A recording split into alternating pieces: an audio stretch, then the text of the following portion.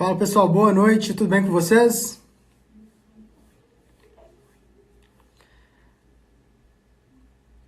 Estão me escutando bem? Estão me vendo, né? Principalmente.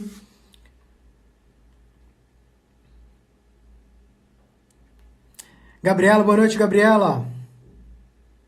Pessoal, sexta-feira, tá? Tem uma live aqui incrível sobre softwares, sobre a utilização de softwares para desenvolvimento de projetos estruturais e análise, né, de projetos estruturais junto com a Gabriela. Se vocês não conhecem o trabalho dela, tá? Dá uma olhada lá. Lab.da Engenharia. Conteúdo muito legal nessa parte de análise estrutural, beleza? E sexta-feira tem uma live que é exclusiva com a Gabriela com vocês. Valeu? Pessoal, muito boa noite a todo mundo, tá? Todo mundo que está chegando aqui a nossa live. O Instagram vai distribuindo, né? O aviso, a notificação de que a live já começou. Enquanto isso, vou fazer aqui uma breve introdução com vocês. Nós vamos fazer uma série de lives, tanto nessa semana quanto na próxima. Eu cheguei a fazer uma postagem hoje mais cedo, né? Aqui no meu perfil, sobre a agenda de lives dessa semana. Hoje nós vamos fazer uma live com o Murilo Reis. Ele já me mandou aqui a solicitação. Amanhã tem com o Vinícius Santos. Na quarta-feira, com a Vanessa Fazinga. Quinta, com o Eduardo Augusto. Na sexta, com a Gabriela. E a agenda da semana que vem vai ser postada muito em breve, tá? Então vai ser um conteúdo totalmente voltado, né, para o público de engenharia, onde nós vamos estar falando, obviamente, de engenharia e de estruturas, tá? Nós vamos ter várias lives em diversos assuntos, sempre tentando aliar a parte de estruturas com outras áreas da engenharia. Acho que é muito válido a gente estar abordando isso, porque muitas vezes nós pensamos que as nossas áreas de atuação são muito restritas. Ao engenheiro que faz projetos estruturais só tem que ficar preocupado com estruturas. O orçamentista de obras só com orçamento de obras. Ou seja, nada do que um outro profissional de uma outra área fizer vai interferir direto ou indiretamente na nossa área de atuação. E não é isso que acontece. Então, eu trouxe aqui o Murilo, né? Convidei ele. E primeiramente, tá, Murilo? Antes de você vir para cá, eu já agradeço por aceitar esse convite. E quero realmente que a gente consiga agregar bastante coisa com essa galera, tá bom?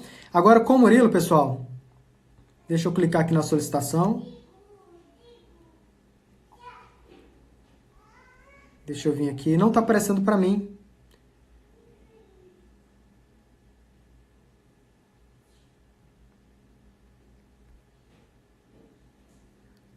Murilo, deixa eu ver aqui. Ah, apareceu.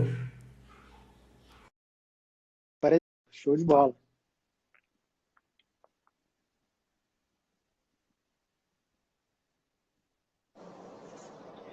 Fala, Murilo. Boa noite. Boa noite, tudo bom? Tudo bom, cara? Graças a Deus. E você? Tudo certo por aí? Tudo certo, na luta.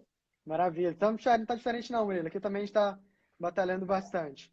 Murilo, como eu estava falando, primeiramente, muito obrigado, né, por você aceitar o convite para estar fazendo essa live aqui.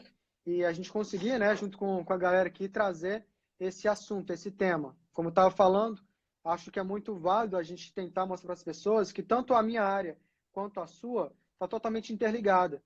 A concepção de um projeto estrutural vai afetar diretamente no seu orçamento. Eu até vou fazer uma das perguntas para o final, né? Aquela questão do orçamento. Como eu faço um orçamento se eu não tenho um projeto estrutural? E fica aí um pouco para frente, né, para ver se você consegue ajudar a gente a responder essa pergunta, tá? Então, mais uma vez, obrigado pelo Beleza. convite, por aceitar o convite. Eu que agradeço, Vinícius. Prazer enorme fazer essa live contigo aí. A gente já se conhece há tantos anos, já se conheceu pessoalmente aí em Ipatinga. E sempre que é possível, esses bate-papos, acho que tem muito a agregar para o pessoal, exatamente pelo que tu falaste, né? Que a gente consiga perceber a interligação entre as diversas áreas. Então, conversar com profissionais de áreas, né, que são da engenharia, mas não são diretamente as nossas, é muito bom para poder a gente verificar essas conexões existentes que muitas vezes passam despercebidos para a maioria do público. Exatamente. Murilo, para quem não te conhece, né? Não sei se todo mundo aqui te conhece, obviamente, mas para quem não te conhece, queria que você contasse um pouco aí se apresentasse, né? E contasse um pouco da sua experiência aí com orçamento de obras, para a gente já introduzir o assunto, né? E meter bronca aqui. Bem, vamos lá. Eu comecei a minha carreira desde a época de estagiário, diretamente com a execução de obras, né? Então, fiquei praticamente desde o quarto período até o 10º estagiando com a execução de obras, mas já tinha já uma vontade de ir para a área de orçamento e planejamento. Porém, não foi a área que me abriu as portas inicialmente, então a gente tem que ir, né, tem que seguir onde o vento está levando a gente para a gente poder entrar na carreira, fazer o network necessário para depois a gente ir migrando para a área que a gente deseja. E aí eu fiquei, depois de formado, continuei em empresas de construção, trabalhei durante quase 5 anos executando obras, e isso também é uma outra coisa que é vital para que eu possa ser um bom orçamentista, quanto para que eu seja um bom projetista, que eu tenha essa experiência de canteiro de obra, eu acho que é muito importante isso. E depois disso, então, já depois de 5 anos fazendo obra, executando obra, eu comecei a fazer concurso meio que na brincadeira, sem nenhuma pretensão, assim, mas eu gostava de me testar e etc. E acabei sendo aprovado, né, em alguns concursos, dentre eles o concurso que eu estou hoje, né, que é engenheiro civil de um banco público. Então, estou lá há 13 anos a fazer esse ano. E nesses 13 anos, talvez 10 anos desses 13, eu trabalho exatamente com análise e acompanhamento de obras públicas. Então, lá eu faço desde a análise de projeto, análise de viabilidade, análise de orçamento, até o acompanhamento e a finalização dessas obras, né? Obras do PAC, obras de recursos que são destinados dos ministérios para os diversos municípios. Então, eu tive uma experiência muito grande na área de orçamento, né? Então, me encontrei nessa área e eu acho que é uma área que tem muita carência, né, de bons profissionais, devido principalmente às pessoas terem muitas vezes estudado isso na faculdade, mas não se aperfeiçoado. E é uma área que muda muito rápido. Então é necessária uma atualização constante, mas é uma área muito promissora. Exatamente. Às vezes a gente menospreza algumas disciplinas, né, na faculdade. A gente acha que não vai precisar daquilo e que quando precisar é só revisar um pouco da disciplina e depois dar conta de você fazer um orçamento de obras assim. Eu já cheguei a comentar com você, né, que no início da minha carreira, por exemplo, eu já me aventurei a fazer um orçamento de obras. E foi até o primeiro contato que eu tive com o Orça Fácil, né? Aí eu conversei lá com, se eu não me engano, o Antônio, né? Não lembro o nome dele que agora. O Antônio do Exato. Orça Fácil. E, cara, foi assim, ele me deu uma aula de orçamento, né? E eu precisava realmente, no curto espaço de tempo, estar desenvolvendo um orçamento. E eu sabia que da noite para o dia eu não ia conseguir fazer o melhor orçamento possível para meu cliente. A sorte naquela época é que eu fiz todos os projetos complementares para ela. Eu, claro, os meus parceiros. Eu fiz projeto estrutural, tive parceiros projeto elétrico, hidrossanitário, prevenção e combate a incêndio, enfim. Eu tinha todas as informações, todos os dados que eu precisava para compor um orçamento. Se eu não tivesse o auxílio lá do Antônio na época, né, do Orça Fácil, dificilmente eu tinha conseguido entregar um orçamento. Porém, foi a última vez que eu me aventurei, como eu te disse, né, para estar fazendo orçamento, porque eu entendo realmente dessa atualização constante. Se eu fiz um orçamento no ano tal, no mês tal, no mês seguinte as coisas já mudam. Então, é realmente, ou eu me dedicava completamente nessa área de orçamento, ou eu focava na área que eu sempre gostei, que era de estruturas. Então, não quis mais trabalhar nessa área, né, de orçamento. Você acha que realmente tem que ter essa vocação, ou como você disse, né? Você estava ali meio que tentando se testar em diversas áreas, até você encontrar nessa parte de orçamento, como pode dizer, o seu lugar. Você acha que assim é você testar realmente diversas áreas, até você encontrar, ou tem pessoas que já têm aquela aptidão, aquela vocação de determinada área e aquilo que ela vai fazer?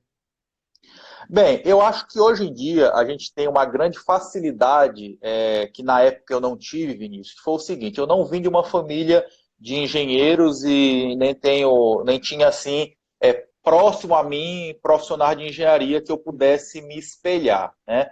Acho que hoje com as redes sociais se torna muito mais fácil que a gente consiga enxergar as diversas áreas da engenharia por meio de pessoas como eu, como você, que estão nas redes sociais divulgando conhecimento. Então, hoje eu consigo ver mais palpável as diversas áreas da engenharia. Na minha época, como não existia isso, a gente sai da faculdade muitas vezes pensando que engenheiro é só projeto e obra, né? E a gente não consegue enxergar que existe uma infinidade de áreas dentro da engenharia. Eu tenho, por exemplo, a área de orçamento, de avaliações, de perícias, enfim, é uma gama. A engenharia possibilita que você mude de trabalho sem mudar de profissão, mude de atividade sem mudar de profissão. Então, eu acho que são duas coisas muito importantes. A primeira é que você deve viver de ventos de oportunidade, né? Eu tenho uma vontade de ser orçamentista, por exemplo, eu tinha essa vontade, mas a porta que se abriu para mim foi de execução de obra. Então a gente tem que entrar nessa porta, ser o melhor possível nela e aproveitar para fazer o network, para depois a gente começar paulatinamente a migrar para a área que a gente deseja, né? Então, assim, e uma coisa que eu acho que é muito importante, Vinícius, que tu falou aí, é a gente ter a humildade de buscar os parceiros para aqueles serviços que eu dizem. Eu vejo muita gente que quer o mundo, entender de todas as áreas. O importante é isso, é quando eu não sou muito bom numa determinada área, eu ter os parceiros para poder dividir aquele serviço. Então, acho que no início da carreira é muito importante que a gente realmente se torne, tenha uma expertise muito boa numa área e tenha parceiros para poder nos ajudar quando pegarmos serviço de outras áreas, né? Quem acaba fazendo tudo, acaba não fazendo nada com a devida profundidade. Exatamente, perfeito, Murilo. Estou vendo aqui um comentário do meu xará, Vinícius também.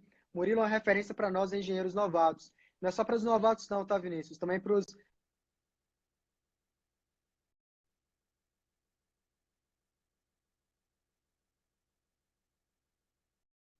Vou trabalhar esse tema de orçamento junto com a galera. Não pensei, não tenho uma segunda opção nessa área de orçamento de obras, a não ser o Murilo. Um cara que tem, assim, no seu leque, né, de atuação, de experiência, algo realmente muito grande para estar agregando com todo mundo. Profissionais recém-formados, enfim. Murilo, para a gente estar entrando no nosso assunto, né, sobre a importância da concepção estrutural para a economia de uma obra, eu já cheguei a comentar diversas vezes, tanto com meus alunos, né, também com as pessoas que me acompanham aqui no Instagram, já acompanham algum evento que eu fiz por aí, algum tipo de workshop, Semana do Concreto, enfim. Eu sempre costumo falar que que a eficiência da solução estrutural, ela tanto em termos de segurança quanto desempenho e economia, é completamente dependente de uma boa concepção estrutural. Se eu consigo fazer uma concepção estrutural realmente bem feita e coerente com a minha arquitetura. E, claro, sempre adequando, né, as necessidades da minha edificação, do meu cliente, enfim. Então, eu tenho que pensar na minha concepção estrutural não somente como parte do meu projeto estrutural, mas realmente como um todo. Porque é o que vai determinar ali como que eu posso dizer? Vai determinar o meu jogo em si, que é o desenvolvimento do meu projeto estrutural. Tudo parte de uma leitura e interpretação da arquitetura, através dela eu faço uma concepção estrutural. Agora, quem vai verificar se o projeto está certo, está errado, se o meu dimensionamento está coerente com a minha concepção, vem análise estrutural, enfim. Mas tudo parte da concepção estrutural. Porém, muitas vezes, o que a gente vê no mercado da construção civil é a entrega de projetos com muitos erros na concepção estrutural. Erros, às vezes, de detalhamento, mas principalmente nessa parte de você não conseguir ler corretamente o projeto de arquitetura, simplesmente definir o posicionamento de pilares em alguns pontos da minha edificação, sem me preocupar se ali vai ter uma interferência significativa no desempenho ou não da estrutura. E, consequentemente, tudo isso vai afetar não só o próprio comportamento da estrutura, mas também a parte de custo. E como que para você, né, essa parte, como que a concepção estrutural afeta diretamente no orçamento de uma obra? Você já teve alguma experiência, algum estudo de caso assim, onde devido a uma má concepção, o orçamento de uma obra ficou talvez muito além de uma estimativa prévia, por exemplo? Bem, olha só, uma coisa que tu fala bastante importante é o seguinte, né? As pessoas elas têm que pensar no todo. Não adianta eu resolver a minha parte, né? Então, eu sou projetista estrutural, então para mim, se eu resolver o projeto e ele ficar em pé, está solucionado o meu problema, né? Se tu for pensar dessa maneira, tu está pensando de uma forma medíocre, que pensar de todo o que vem depois disso. Então, por exemplo, tu tem que pensar exatamente como tu falou, Vinícius, em otimizar a execução, é uma coisa muito importante. Então, às vezes, eu simplificar o projeto é vital, até para dar agilidade para ele. Então, por exemplo, se eu posso tentar, né, manter bitolas similares em uma mesma peça, isso facilita demais na execução, facilita demais para os que têm uma dificuldade maior ainda de ler projeto. e diminui erros. Então, além de eu ganhar velocidade por ter menos bitolas, por exemplo, de uma determinada peça, eu ganho em qualidade, diminuo a quantidade de erros. E uma outra coisa que é importante é pensar, então, além de pensar na execução, então, eu não basta fazer um projeto que fique em pé, eu tenho que fazer um projeto que fique em pé, que seja fácil de ler e fácil de executar, mas também pensar fundamentalmente nos custos, né? Não adianta eu fazer o melhor projeto se o projeto se torna caro. E aí eu vou te dar um exemplo aqui muito legal, que era o seguinte. Eu trabalhei, talvez, na época, na maior construtora de prédios verticais aqui do meu estado, lá quando eu me formei. Recém-formado, já estagiei, depois já assumi nessa empresa, fiquei mais quase 4 anos nela, executando obras. E lá, todos os projetos eram fresa de outro estado. E eu ficava me questionando isso. Eu aprendi na faculdade, será possível que não tenha um projetista aqui no meu estado que possa ter essa demanda? Por que essa empresa opta por fazer esse projeto fora? E aí eu comecei a falar com as pessoas e fui entender o motivo. Primeiro, realmente é um projeto nessa mesma construtora feito por um projetista daqui do Maranhão, né, no caso, que não interessa o nome, ou seja, eu tenho só essa referência, não conheço todos os projetistas daqui, mas esse projetista era um projetista, entre aspas, renomado, foi meu professor, inclusive, na faculdade e tal, mas tu percebeu que era um projeto muito complexo de ler, como tu acabaste de citar aí. Tu via, pô, era muita bitola diferente, muito detalhe que dificultava sobremaneira a execução. E quando eu realmente da outra empresa que era de forma nenhuma, e tenho muito orgulho da engenharia maranhense. Mas quando eu peguei esse outro projeto, eu vi um projeto altamente clean, fácil de executar, tranquilo.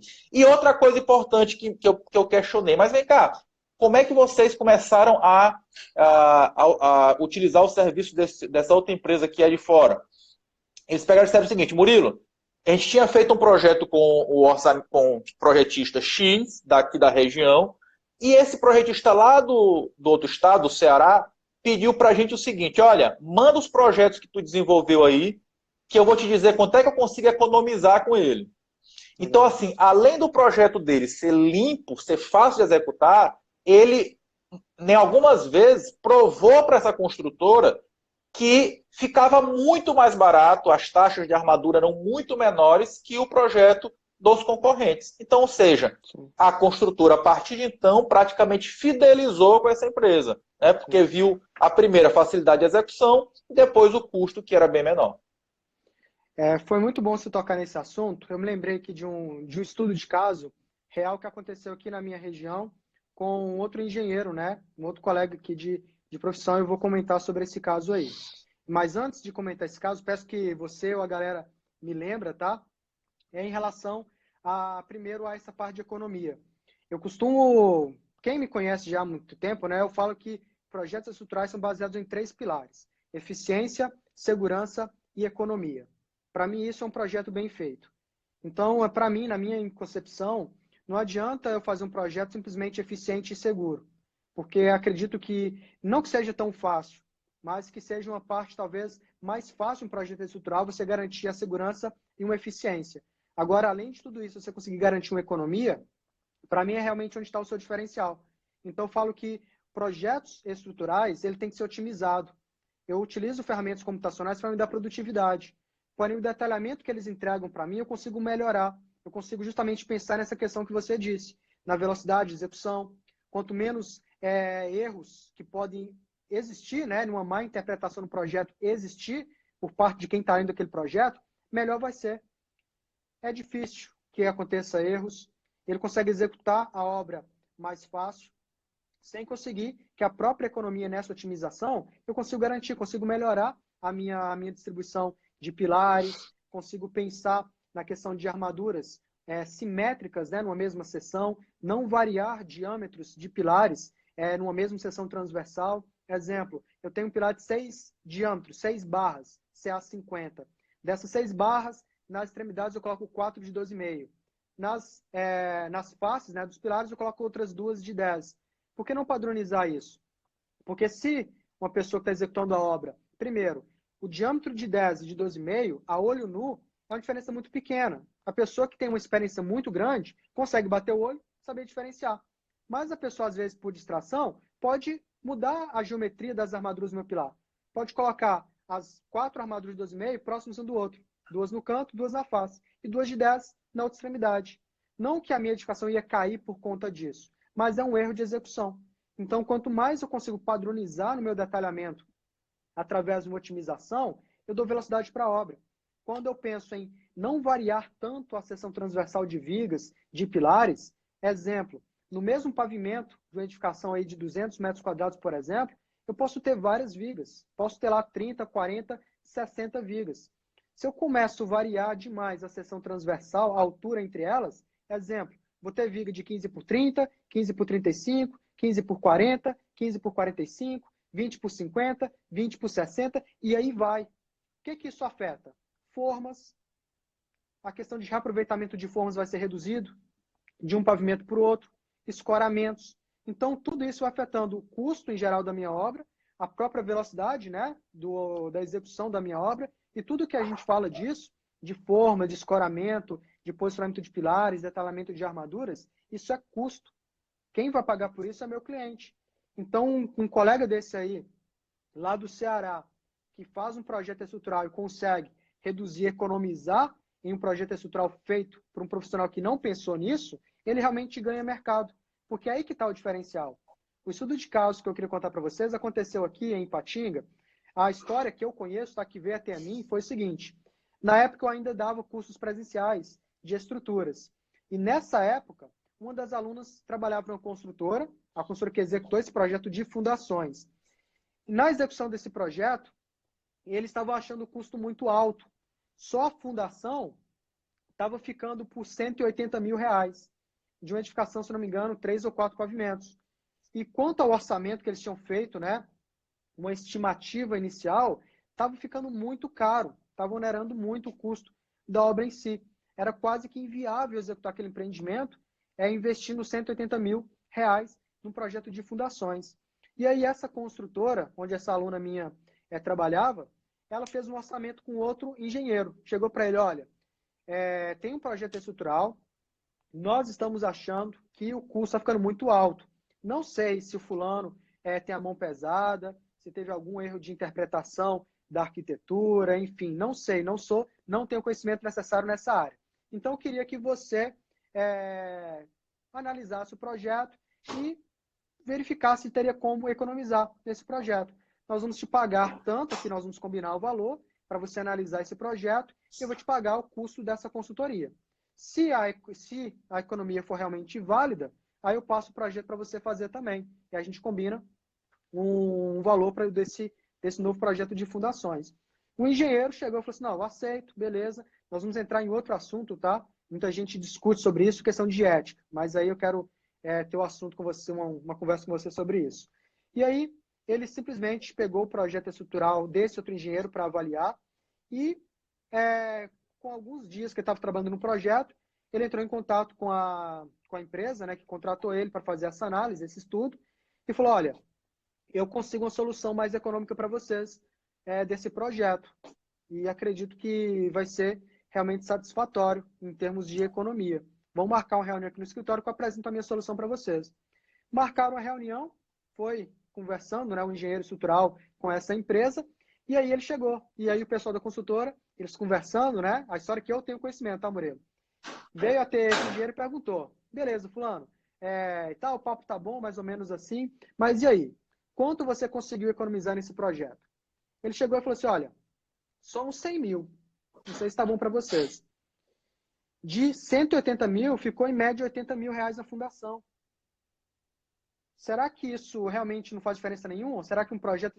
Eu não duvido que os dois projetos iriam ficar, sabe, estáticos, eficientes, seguros. Mas a economia pesa muito. Imagina fosse a sua obra. Você chegar a desenvolver um projeto estrutural que poderia custar R$ 80 mil e está lá custando 180 mil. Então não tem comparação quanto a isso. Porém, isso é discutível. Algumas pessoas falam que isso é antiético. Ah, eu não faço esse tipo de coisa. Pegar um projeto de outro profissional para estar revisando e encontrar uma solução melhor. Mas nós falamos tanto, né, de engenharia, de mudar a engenharia, de melhorar os projetos, mudar a execução de obras, mas acredito que isso é uma forma também das próprias pessoas, né, se atentarem e melhorarem. Porque, por exemplo, eu sou a favor, né, de ter feedbacks.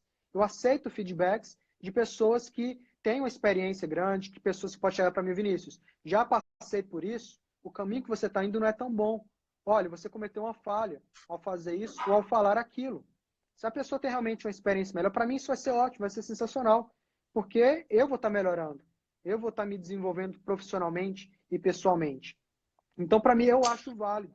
Você, com ética, né, sem citar nome de ninguém, pedir para não ser citado o nome, agir com ética. Mas não que um cliente me procure numa situação como essa e fale assim, olha, não faço isso.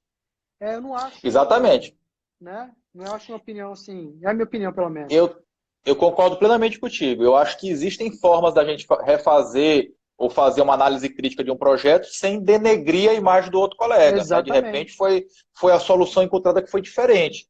É a mesma Exatamente. coisa, e para poder as pessoas esclarecer bem essa questão de falta de ética, é a mesma coisa em relação ao médico.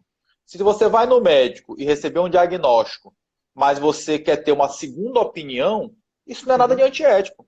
Inclusive, Exatamente. assim, o outro médico ele vai te dar a opinião dele, só que ele não vai denegrir a imagem o que o outro falou. Ele vai dizer, olha, eu tenho uma outra visão disso e eu acho que é isso. Então, isso é bastante normal. Eu acho que a ética não está em pegar o serviço, está na forma como você Exatamente. analisa o colega. Né? Então, se eu não Exatamente. exponho o colega, não há nada de antiético nisso, na minha É, concepção. penso a mesma coisa. Tudo depende da forma como que a gente fala, da forma como que a gente expressa, né? Mas já havia esse assunto sendo discutido, né? Os profissionais, eu não faço isso porque, enfim. Então, eu acho que foi bom você ter tocado nesse assunto, né, para me lembrar desse caso e entrar nesse assunto mesmo, porque eu acho que está totalmente dentro do contexto, né, da nossa live aqui, tá bom? O pessoal está perguntando aqui, Murilo, uma pergunta que está além aqui do que que eu tinha preparado aqui para fazer para você, sobre casas financiadas. Se esse tipo de obra, né, de edificações financiadas pela Caixa, por exemplo, tem que ter projeto estrutural. Eu acredito que sim, tá? Acredito que tem que ter esse projeto estrutural.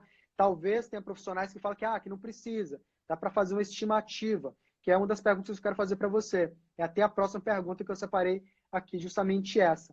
Quando não tem um projeto estrutural, como que você procede? Algumas pessoas aqui no Instagram, alguns seguidores, alguns alunos, eles vêm até mim perguntando, Vinícius, e quando o cliente não quer fazer a sondagem?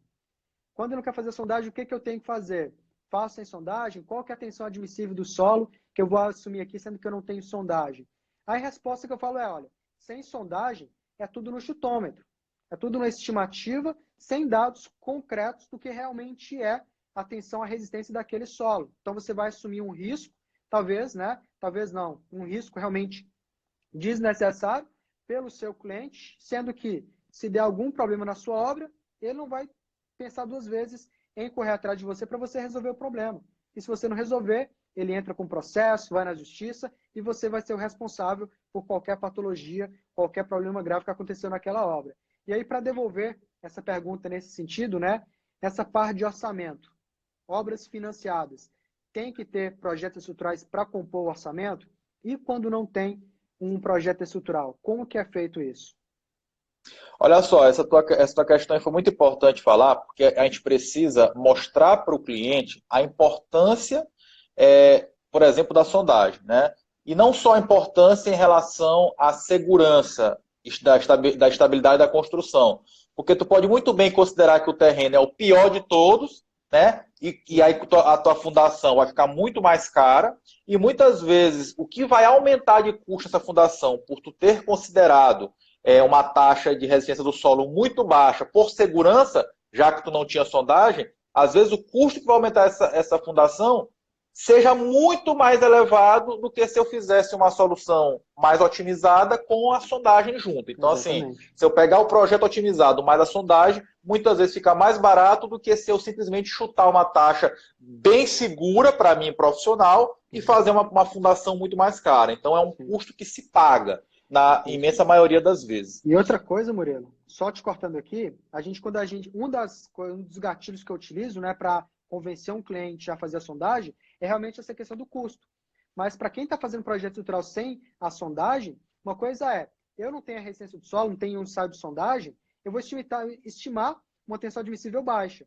Isso aí vai aumentar as dimensões da minha fundação, seja bloco sobre estaca, seja, por exemplo, sapatas, correto?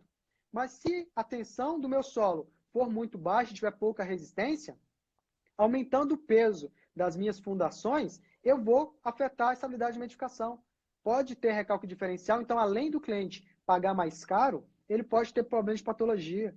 Então, quando eu penso que eu vou garantir pelo menos a segurança, pode ser que não. Eu não conheço o solo. Então, só esse Exatamente. ponto aí para a gente continuar aqui. Exatamente. Em relação à casa financiada, é exigido sim que haja um projeto estrutural. Até porque, quando você financia uma casa, você paga automaticamente um seguro, né? Então, ou seja, se aquela casa apresentar algum problema, você pode acionar a seguradora. E a seguradora, ela não vai querer fazer um seguro de algo que não tenha a garantia da qualidade. Então, para que eu possa garantir a qualidade, que não vai haver patologias, que a seguradora tenha que consertar, eu preciso de um projeto estrutural, tá certo? Agora, em relação à pergunta, Murilo, eu estou ainda com uma planta baixa e eu quero ter uma estimativa do custo da estrutura.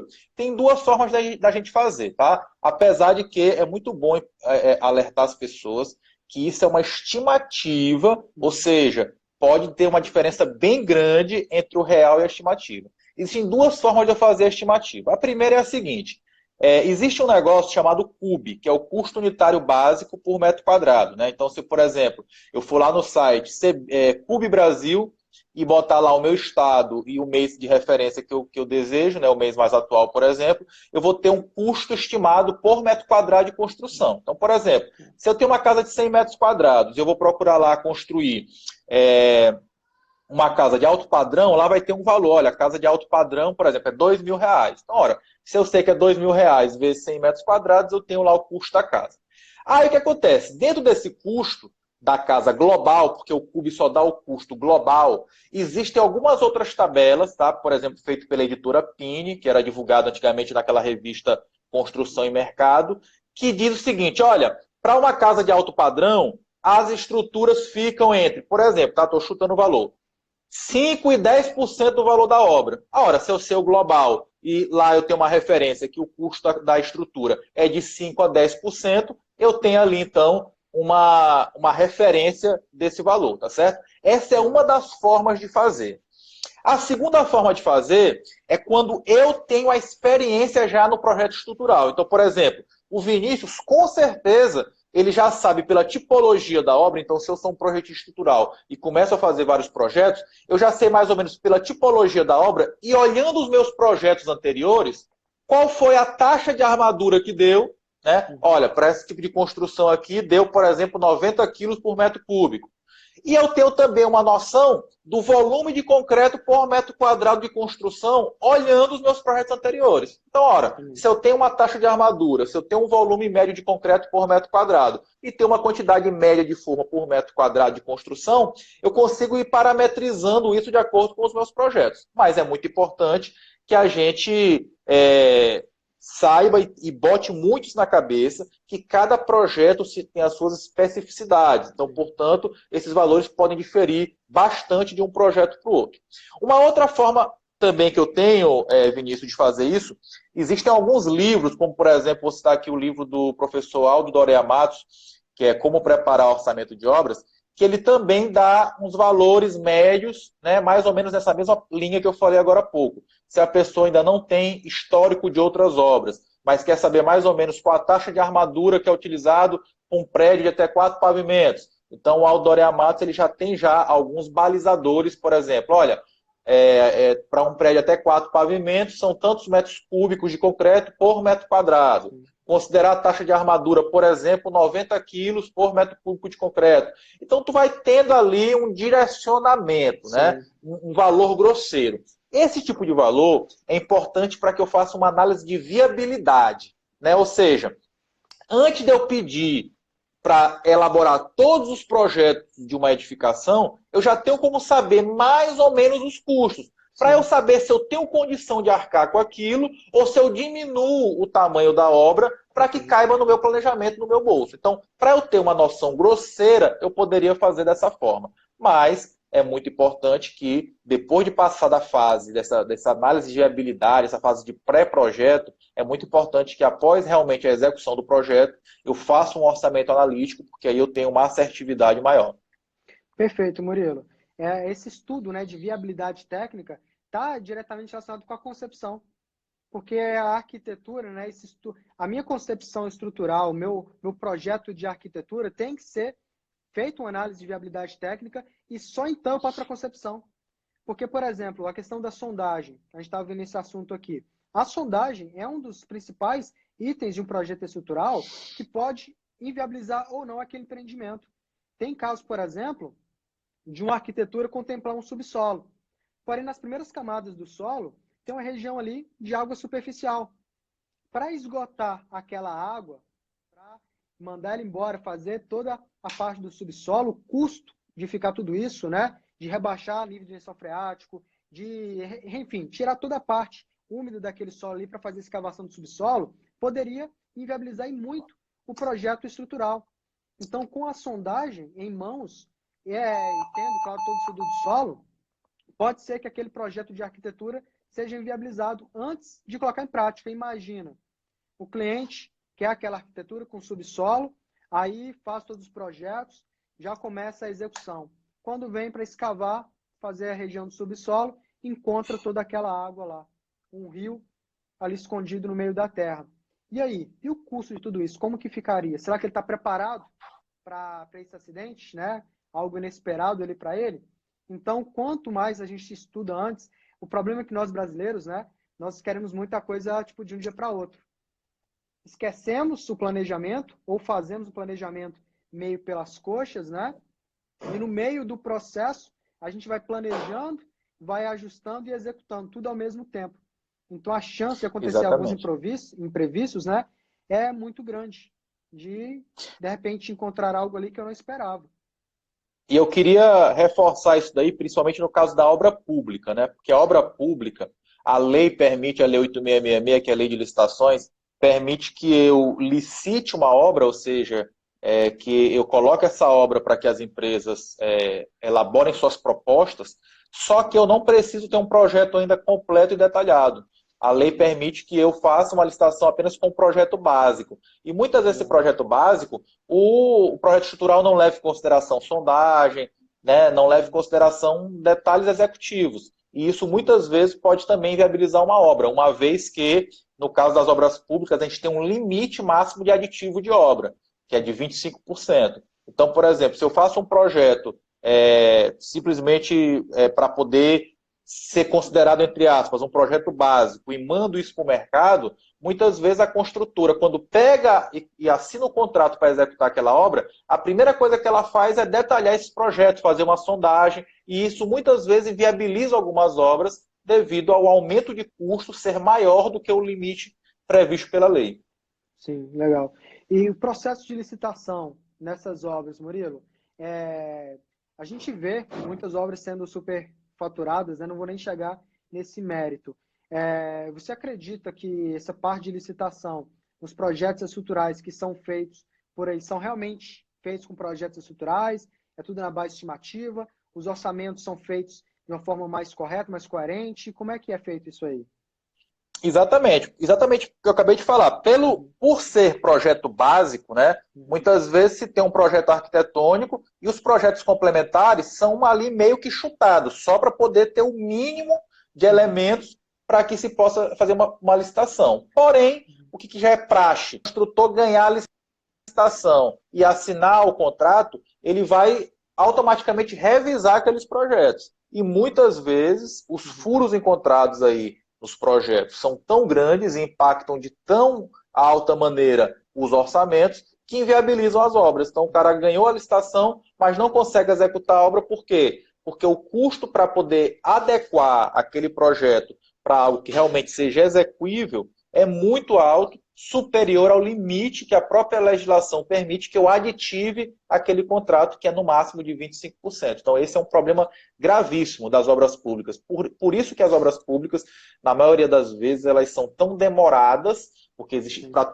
qualquer aditivo desse, todo um processo, uma burocracia, né, várias fases para que seja assinado esse aditivo. Então se torna muito mais lenta a obra e sempre tem um aditivo, né? Então existe uma estatística que mostra que praticamente 95% das obras públicas têm algum aditivo. E geralmente esses aditivos topam no topo, né? No limite de 25%, porque dali não pode mais passar. E aí o construtor tem que ali fazer todo um malabarismo para poder se encaixar naquele teto do aditivo.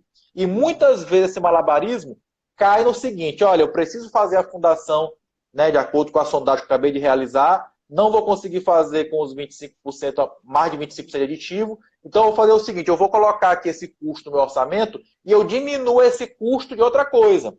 E muitas vezes, se diminuir o custo de outra coisa, é diminuir a qualidade dessa outra coisa. Exatamente. Então, às vezes, eu tenho uma obra que ela teve que ser executada, porque tinha que caber naquele orçamento, e aí, para poder eu compensar um custo mais alto aqui, devido a uma falha de projeto, eu preciso reduzir a qualidade de outros itens, e aí lá na frente vai vir as manifestações patológicas e etc. Eu já vi casos disso, tá, em obras públicas, em uma obra pública especificamente, aqui da minha região, no Vale do Aço. O pessoal, né, o engenheiro da obra, estava economizando na qualidade de tinta, na qualidade da tinta, porque aí tudo que era relacionado ao metro quadrado da edificação e que tinha um trabalho muito manual ali, ele estava reduzindo isso, nessa qualidade em si, que é da própria edificação, né, algum argamassa, alguma coisa desse estilo, né, que aí diminui. Alguma coisa fica ruim quando ele faz isso. Aí compra o material de baixa qualidade, né, aí vai executar do jeito que tem, do jeito que está lá e etc. Enfim, aí vira só bagunça posteriormente, patologia, tendo que, de repente, corrigir aquele erro, porque vai ter a fiscalização. Se não tiver tudo de acordo, o fiscal, né, deveria, pelo menos, notificar e falar para a empresa corrigir aquilo. Só que o problema em si é que o próprio fiscal não fiscaliza. Ele vai lá, E pega, bate o olho, isso é um assim, problema. mal, e tá tudo certo. E isso é um problema gravíssimo, porque as pessoas não têm noção do tamanho da responsabilidade que elas têm ao assinar um boletim de medição, né? Então eu vejo muito, muito comum isso, as pessoas receberem convite: olha, eu preciso de um fiscal aqui para a obra para poder eu receber o dinheiro da medição. E aí chega lá para uma pessoa que, às vezes até por desconhecimento, né, aceita um valor irrisório, porque acha que isso aqui não tem responsabilidade nenhuma, é só uma planilha, eu vou assinar aqui embaixo, a empresa vai receber o valor dela lá e ele acha que a responsabilidade dele é menor. E não é. Quando eu sou engenheiro fiscal de uma obra e eu assino o boletim de medição, eu estou garantindo o que ali com a minha assinatura? Que tudo aquilo que está ali foi executado de acordo com o projeto e de acordo com as especificações dos materiais do projeto. Então, já tive muitos casos de colegas, de pessoas que eu conheço, que hoje pagam por erro de medição de obras públicas, né? Então, depois que há uma auditoria, se verifica que houve ali erro nessas medições, o dinheiro já foi liberado para a empresa, né? E aí eles vão atrás e muitas vezes cai nas costas do fiscal ressarcir os cofres públicos devido a erros de medição e principalmente quando tem erro de projeto que não foi seguido, ou especificações técnicas que não foram seguidas, serviços que foram mal executados. Então o fiscal tem uma responsabilidade imensa e muitas vezes isso é meio que desconhecido da maioria dos colegas. Eu falo, às vezes, nem é o desconhecimento, Murilo. As pessoas, elas têm esse conhecimento até, não todas, né, mas a grande parte. A gente fala da importância disso e daquilo, só que a maioria pensa que isso nunca vai acontecer comigo. E acaba levando as coisas com certa irresponsabilidade. A gente cobra, né, tanta valorização pela área de engenharia civil, de outras pessoas, das pessoas que são leigas, mas nós mesmos não damos o devido valor para a nossa área de atuação. Você chegar e simplesmente assinar um documento, colocando o seu nome ali, a sua responsabilidade, cara, para mim isso ali, eu tô, tipo, assim, assinando algo que compromete completamente a minha carreira. Se alguma coisa der Assinando errado. um cheque em branco. Um cheque em branco. Porque qualquer coisa ali, talvez não apresentou naquele dia da fiscalização, mas apresentar daqui 1 mês, 2 meses, e eu sou o responsável por aquilo. Então, para mim, literalmente uma responsabilidade muito grande. Tudo que é envolvido a parte de engenharia civil. Não é só a questão da estrutura, da estabilidade da edificação, mas todas as outras áreas, né, que complementam a construção de uma edificação. Exatamente. E muitas vezes, como tu falaste, isso desvaloriza toda a categoria. Por Toda? quê? Porque se o construtor lá, ou o órgão público, já fez 10 obras públicas, pagando um fiscal R$ 500 por mês, né? Porque o fiscal que era nomeado só assinava a planilha sem ter nenhuma responsabilidade. Quando chegar um que queira realmente fazer um trabalho sério, direito, Uhum. e que vai querer cobrar, claro, um valor que seja um valor justo pelo serviço que ele vai ter e a Exatamente. responsabilidade que ele vai ter, o contratante vai dizer, não, esse valor eu não pago, eu estou acostumado a fazer aqui pagando R$ 500, entendeu? Então, Sim, uma pessoa dessa vai acabando desvalorizando toda a categoria, a além classe de se inteira. sujeitar aos riscos imensos de fazer isso. Sem dúvida, Murilo. Eu sempre falo isso, sempre bato na tecla. É mais ou menos o que a gente está falando aqui. A gente fala da importância da concepção estrutural, o que isso afeta diretamente no orçamento de obras, os riscos que tem você assinar um documento se responsabilizando por aquilo e as consequências futuras. E eu gosto de falar que a primeira mudança que a gente tem que fazer, se a gente quer realmente mudar como que a engenharia civil acontece no Brasil, tanto em termos de projeto quanto execução, é mudar a nossa própria mentalidade. Então, a primeira coisa que eu tenho que mudar é aqui, ó, a forma como que eu penso em tudo isso. Entender qual que é o meu papel em todo esse processo. Se eu mudar a minha própria forma de pensar e de atuar, já é meio caminho andado. Se todo mundo faz isso, a forma com que cada profissional atua no mercado, nós não teríamos tantos problemas assim. De chegar a um ponto de o cliente achar que o engenheiro é um custo. De mais de 80% de obras no Brasil, não tem um engenheiro acompanhando a obra. Então, para mim, isso não é o certo, mas o cliente, para mim, ele não é o culpado disso. Tem parcela de cliente que é ignorante, etc. Mas o principal culpado sobre tudo isso é aquele profissional que teve todo o conhecimento necessário, que tem todo o embasamento, tem todo o conhecimento técnico, não conseguir mostrar isso para o cliente, principalmente ele próprio não valorizar tudo isso. Ele próprio não mostrar para o cliente, não precisa disso não. Um engenheiro chegar, não precisa de sondagem não. Isso aqui é bobeira. Já fiz obra aqui, executei sem sondagem, tá tudo certo, olha ela ali, tá bonita até hoje. Já vi casos de engenheiros falando isso. Então isso desvaloriza uma classe inteira. Então vem a parte de orçamento, como que isso não afeta? Como que fazer um projeto de fundação sem sondagem não afeta o custo de uma obra, não afeta a execução de uma obra, não afeta o projeto estrutural. Então é impossível, né, a gente concordar com tudo isso, como que as coisas caminham já há bastante tempo. E, sinceramente, a gente tem, claro, tenho a esperança e o trabalho que eu desenvolvo é justamente pensando nisso. Realmente fazer algo que seja útil para as pessoas que aprendem comigo, que eu contribuo de alguma forma. Mas do jeito que está a cabeça das pessoas em termos do que é realmente engenharia, eu não vejo que isso vai mudar daqui 2, 5 anos. Talvez realmente o governo emplacando a metodologia BIM, a ideia de construir virtualmente e toda obra seguir esse conceito, você acaba, consequentemente, valorizando mais o profissional, o engenheiro civil. O próprio financiamento de obras da Caixa Econômica Federal exigir que o engenheiro civil seja responsável por aquilo, já é também uma forma, né, de você mudar esse panorama. Mas se nós mesmos não caminharmos junto com essa evolução, não adianta. O BIM já é realidade em muitos outros países por aí. E o Brasil sempre ficando atrás, sempre para depois. Então, é algo que a gente tem que começar a pensar e mudar aqui dentro dessa caixola. Exatamente. Então é bem por aí mesmo. Acho que a gente precisa se unir enquanto profissional, né, ter uma classe mais unida e ter realmente a noção da responsabilidade da nossa atividade para que a gente possa cobrar valores justos e que todo mundo cobrando valores justos, a tendência é que o mercado todo se valorize. Uhum. Exatamente, Murilo. Murilo, para fechar aqui, eu separei uma pergunta, tá? Aproveitando os minutinhos finais aqui. Nós falamos aqui da questão da concepção estrutural, como que isso afeta diretamente os custos de uma obra, o orçamento de uma obra. Acho que ficou claro para a galera, né, a importância de você ter um projeto estrutural e como que o projeto estrutural ele pode ser pensado nessa economia.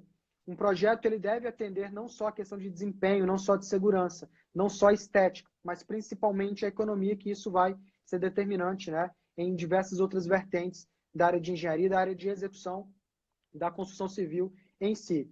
Uma coisa que você falou antes, né, só para continuar aqui essa pergunta, o projeto estrutural que nós fazemos hoje, até mesmo pelo Eberic, dentro do Eberic tem uma ferramenta, várias ferramentas lá dentro, né, onde você coloca o custo dos materiais, do concreto, custo do aço, custo de forma, custo da própria mão de obra, enfim, o custo da estrutura de concreto armado. Viga, laje, pilar, fundação, tudo. Você coloca o quantitativo, o custo. Você pode fazer uma pesquisa dentro da sua cidade ou da região onde aquele projeto será executado. Pesquisa lá 3 empresas, né? 3 empresas de materiais. O custo daqueles materiais, liga para a concreteira, pega uma média. Você pode abastecer isso no software, conceber o seu projeto estrutural, dimensionar, analisar e detalhar direitinho. E no final, ele mostra um relatório de quanto a sua obra vai ficar por etapas. Quanto fica a sua fundação, quanto fica o vigamento do baldrame, quanto fica o custo dos pilares do primeiro pavimento e o custo total. Então, se eu faço um projeto estrutural hoje, eu já consigo ter estimativa para todos os projetos que eu tenho com diferentes graus de complexidade. Um projeto de 2 pavimentos, caixotão, sem balanço, sem viga de transição, arquitetura básica, ele tem um custo. O mesmo projeto de 2 pavimentos, cheio de balanço, viga de transição, detalhes construtivos na fachada, isso aí vai gerar um custo totalmente diferente. Se eu tenho feito vários projetos estruturais usando essa ferramenta, além de produtividade, eu consigo chegar para o cliente, olha, é aqui que você vai gastar, com o preço médio aqui da região. Para quem está construindo, cara, isso é formidável. A gente tem ferramentas ao nosso alcance, como a Eberic, para dar essa produtividade para a gente. Esse hoje seria um diferencial, né? Porque a maioria dos projetistas entrega o projeto sem ter nenhuma noção de custo, né? Perfeito, perfeito. A solução estrutural adotada no projeto deve atender aos requisitos de qualidade estabelecido por normas técnicas relativa à capacidade resistente ao desempenho em serviço e à durabilidade da estrutura. Eu falo que para você atuar com projetos estruturados, você tem que seguir alguns pré-requisitos, que é, por exemplo, não só a questão da eficiência, não só o desempenho, mas também a economia e a durabilidade e a qualidade daquele meu empreendimento.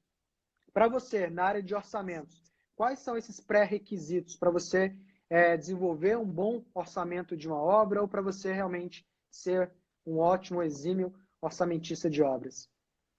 Bem, vamos lá. Para poder eu ter um bom orçamento de obras, é fundamental que eu tenha projetos bem feitos, projetos bem detalhados, né? Essa é a matéria-prima principal. Se eu não tenho um projeto bem detalhado, se eu tenho um projeto, né, básico, feito de qualquer maneira, a minha chance de erro é muito maior. A segunda coisa que é importante é a experiência do profissional, né? Preferencialmente que o profissional tenha alguma experiência em execução de obra. Aí tu vai me dizer, mas Murilo, então quer dizer que a pessoa que é recém-formado, que não tem experiência de obra, ele não pode fazer orçamento? Pode. Mas o que é o interessante? Que ao ele executar, e eu faço isso até hoje, com 20 anos de formado quase. Quando eu pego um orçamento de um projeto que eu não tenho essa experiência de obra, o que eu faço? Chamo alguém, algum colega, vem cá, tu que tem experiência nesse tipo de obra, vamos fazer esse orçamento comigo. Por quê? Porque ele vai conseguir ler naquele projeto detalhes que eu, Murilo, por não ter experiência naquele tipo de obra, não consigo enxergar. Por mais claro que esteja o projeto, a minha imaginação para ele é muito menor do que de uma pessoa que já executou. Então ele consegue enxergar mais detalhes. Então, se eu não, o ideal é que eu tenha experiência de obra, mas se eu não tiver os primeiros orçamentos que eu faço, eu chamo alguém para fazer comigo, porque ele vai me dar ali os bizus daquele tipo de projeto. Então isso é muito importante. Então, um bom projeto, ter a experiência do profissional são fatores determinantes. Além do que, é importante que o profissional entenda que, apesar de existir tabelas de referência de custo, eu costumo comparar que a tabela é como se fosse o software, né, de projeto estrutural. Ele é um auxiliar. Eu não posso utilizar ele como substituto à minha inteligência. Eu não posso usar ele como uma muleta. Ele é uma ferramenta que pode me dar mais produtividade. Mas eu tenho que ter a minha análise crítica em cima daquelas tabelas para que eu faça um orçamento mais assertivo. E a última coisa que é importante é que o profissional orçamentista ele tem que pegar o telefone dele e ligar para poder saber fazer a pesquisa de preço. Muita gente quer pegar o preço já pronto na internet. E é muito diferente do que se eu pegar aqui, ligar para o fornecedor e cotar o preço realmente no mercado. Perfeito, Murilo. network é tudo, né? Você não sabe fazer uma Exatamente. coisa, não consegue, eu chego lá, fulano, você já passou por isso aqui, me ajuda dessa forma, faz junto comigo. E, cara, é a melhor forma que você tem, talvez a mais rápida, de você realmente ter uma progressão na sua própria carreira. Muitas pessoas, né, eu nunca fiz isso, não consigo fazer, então vou esperar surgir um projeto, um orçamento que eu dou conta para fazer. Até Ou surgir então, esse aqui, Vinícius, fica esperando. ou então a pessoa chega assim, entra no grupo do WhatsApp, "Ei, alguém tem modelo de orçamento de posto de gasolina?" Isso. Como se, como se eu pudesse pegar simplesmente o de um outro e adaptar para a minha Ctrl C, situação. Ctrl V. É. Ctrl C, Ctrl V. O pessoal ficou viciado no Ctrl C, Ctrl V, que dá e acha que dá para aproveitar em tudo, né? E não é bem assim. Murilo, uma última pergunta aqui. O José Manuel, ele estava falando que entrou na live tem pouco tempo, né? Não sei se o José Manuel está aqui agora. Ele está querendo saber sobre o curso de estruturas, né? O meu curso de estruturas. José Manuel e todo mundo que tem interesse para essa sala de projetos estruturais. Na semana que vem, eu vou fazer uma proposta exclusiva para quem me acompanha aqui no Instagram, em todas as redes sociais. Inclusive, eu fiz uma postagem agora há pouco, às 7h30, comentando sobre isso. Então, depois de terminar a live, vá lá no meu perfil, veja a postagem, leia a legenda, que é uma coisa muito legal que eu preparei para vocês. Eu vou anunciar isso na semana que vem, tá bom? Então, não faça curso de projetos estruturais agora. Espera semana que vem, que vai ter algo sensacional para vocês que têm interesse, que gostam dessa área de estruturas, tá joia?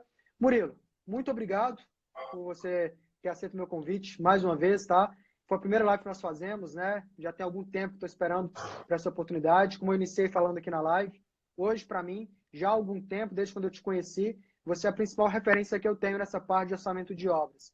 E acho que não só o meu xará lá no início, né, o Vinícius, disse que você é uma daquelas referências para os recém-formados. E acredito, né, que o Murilo conseguiu trazer aqui para vocês quem é realmente ele é, a experiência dele, e que ele não é referência somente para recém-formados, mas para uma vasta gama aí de engenheiros que já estão no mercado há bastante tempo. Muito, muito obrigado, Murilo. E a galera, espero Valeu. que vocês gostaram, tá? Espero que vocês tenham gostado Só da pedir live. pro pessoal aí, quem puder, pessoal, tira um print aí da live, posta lá nos stories, marca a gente, que é uma forma de ajudar o nosso trabalho. Vinícius, grande abraço, muito obrigado aí pelo convite e muito obrigado a todos que assistiram a gente. Espero ter contribuído com vocês aí. Valeu, Valeu. Murilo. Pessoal, pose para a live, pose para o print, né, Murilo?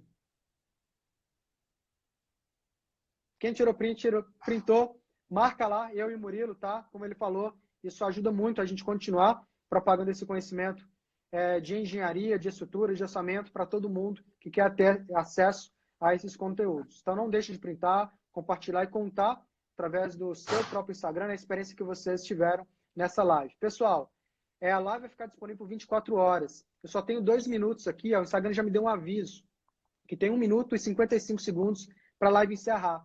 Então, vou ter que encerrar aqui, tá bom?